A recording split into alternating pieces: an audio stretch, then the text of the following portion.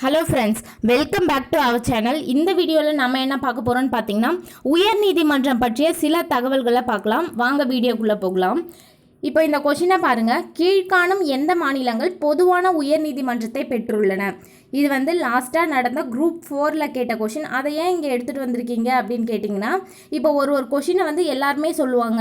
Previous year கொஷினாக இருக்கட்டும், last இயரில் நடந்த கொஷினாக இருக்கட்டும், அந்த கொஷினை வந்து நல்லா அனலைஸ் பண்ணுங்கள் அப்படின்ட்டு சொல்லுவாங்க. அனலைஸ் பண்ணுங்கள் அப்படின்னா என்னென்னா, அந்த கொஷின் வந்து கேட்டிருக்காங்க அப்படின்னா நம்ம அந்த ஏரியாவை கரெக்டாக படிச்சிருக்கோமா, படித்து எழுதி நம்ம தப்பு பண்ணுறோமா, அப்படி இல்லை படிக்காமலே மிஸ் பண்ணியிருக்கிறோமா அப்படின்றத பார்க்கணும்.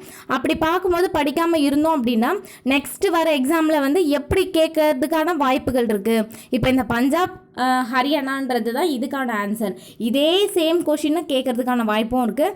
அப்படி இல்லைன்னா இதே மாதிரி இருக்க மற்ற பொதுவான உயர் நீதிமன்றங்களை பற்றி கேட்கறதுக்கான வாய்ப்புகளும் இருக்குது. அந்த தொடர்பான சில தகவல்களை இங்கே பார்க்கலாம் வாங்க. இதுக்கு ஆன்சர் வந்து பஞ்சாப் மற்றும் ஹரியானா.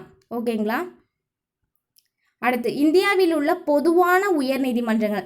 அந்த உயர் நீதிமன்றத்தோட பெயர் என்ன, அது எங்கே அமைந்திருக்கு, எந்தெந்த மாநிலங்கள் வந்து அதை பகிர்ந்துக்கிறாங்க அப்படின்னு பாருங்கள்.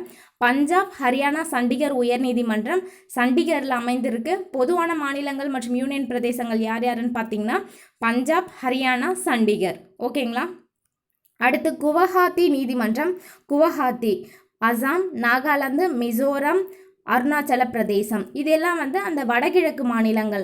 இப்போ எந்த இடத்துல உயர்நீதிமன்றத்தோட பெயர் என்னன்னு பாருங்கள். அது சரௌண்டிங்கில் இருக்க ஸ்டேட்ஸ் என்னென்னு பாருங்கள். மேக்ஸிமம் நம்பர் ஆஃப் ஸ்டேட்ஸ் மட்டும்தான், அதாவது வந்து அதை சுற்றி இருக்கிற ஸ்டேட்ஸ் மட்டும்தான் வந்து பகிர்ந்துப்பாங்க. அதை வச்சு நம்ம ஈஸியாக கண்டுபிடிச்சலாம். பட் வந்து பார்த்துக்குங்க, பஞ்சாப், ஹரியானா, சண்டிகர் அப்படின்னா இது எந்த உயர்நீதிமன்றம் வந்து பகிர்ந்துக்கல அப்படின்ட்டு கேட்கறதுக்கான வாய்ப்புகளும் இருக்குது. நம்ம படிக்கிறத கொஞ்சம் கிளியராக படிச்சுக்குங்க. ஓகேங்களா? அடுத்து, குவஹாத்தி நீதிமன்றம் குவஹாத்தியில் இருக்கு. எந்தெந்த மாநிலங்கள்? அசாம், நாகாலாந்து, மிசோரம், அருணாச்சல பிரதேசம். பம்பாய் உயர்நீதிமன்றம் மும்பை, மகாராஷ்டிரா, கோவா, தாத்ரா நாகர்வேலி மற்றும் டாமன் டையூ. ஓகேங்களா? அடுத்து, கல்கத்தா உயர்நீதிமன்றம் கொல்கத்தா, மேற்கு வங்கம், அந்தமான் நிக்கோபார். மதராஸ் உயர்நீதிமன்றம் அதோட அமைவிடம் எங்கே இருக்குது அப்படின்னு பார்த்தீங்கன்னா சென்னை. யார் யார் இதனால் பயன்பெற மாநிலங்கள் அப்படின்னு பார்த்தீங்கன்னா தமிழ்நாடு மற்றும் பாண்டிச்சேரி. 2 பேருமே மதராஸ் உயர்நீதிமன்றத்தில் தான் வந்து முறையிடுவாங்க.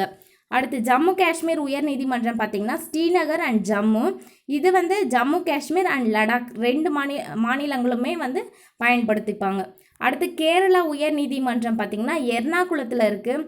கேரளா மற்றும் லட்சத்தீவுகள் இவங்க வந்து பகிர்ந்துப்பாங்க அந்த நீதிமன்றத்தை. ஓகேங்களா?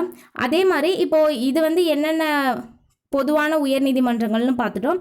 மேக்ஸிமம் இதுலேருந்து ஒரு கொஷின் கேட்கறதுக்கான வாய்ப்பு இருக்குது. அப்படி இல்லை அப்படின்னா இந்த மாதிரி பொதுவான உயர்நீதிமன்றங்கள் இருக்கலாம் அப்படின்னு சொல்கிற அரசியலமைப்பு விதி என்னன்னு கேட்கறதுக்கு வாய்ப்பு இருக்குது. அது பாருங்கள், 231. ஓகேங்களா? 231 அப்படின்னா அதுதான் வந்து இந்தியாவில் இருக்க மாநிலங்கள் வந்து பொதுவான உயர்நீதிமன்றங்கள். அதாவது ஒரு உயர்நீதிமன்றம் 1 அல்லது அதற்கு மேற்பட்ட மாநிலங்களுக்கு அமைக்கலாம் அப்படின்றத பற்றி சொல்கிறது. ஓகேங்களா?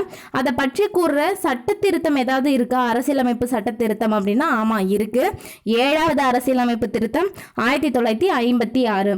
அதுதான் வந்து என்ன சொல்லுவாங்கன்னா 1 அல்லது அதற்கு மேற்பட்ட மாநிலத்துக்கு வந்து இந்த மாதிரி நம்ம உயர்நீதிமன்றம் நிறுவலாம் அப்படின்ட்டு சொல்கிற சட்ட திருத்தம். அடுத்து வேறு என்னென்ன கொஷின்லாம் கேட்கறதுக்கான வாய்ப்புகள் இருக்குன்னு பார்த்தீங்கன்னா அதே மாதிரி வந்து ஒரு 3 உயர்நீதிமன்றம் இருக்குது. அந்த 3 உயர்நீதிமன்றத்தோட ஸ்பெஷாலிட்டி என்னன்னு கேட்கலாம். இப்போ கல்கத்தா உயர்நீதிமன்றம் அப்படின்னா பார்த்தீங்கன்னா அதுதான் வந்து நாட்டினுடைய மிக பழமையான உயர்நீதிமன்றம்.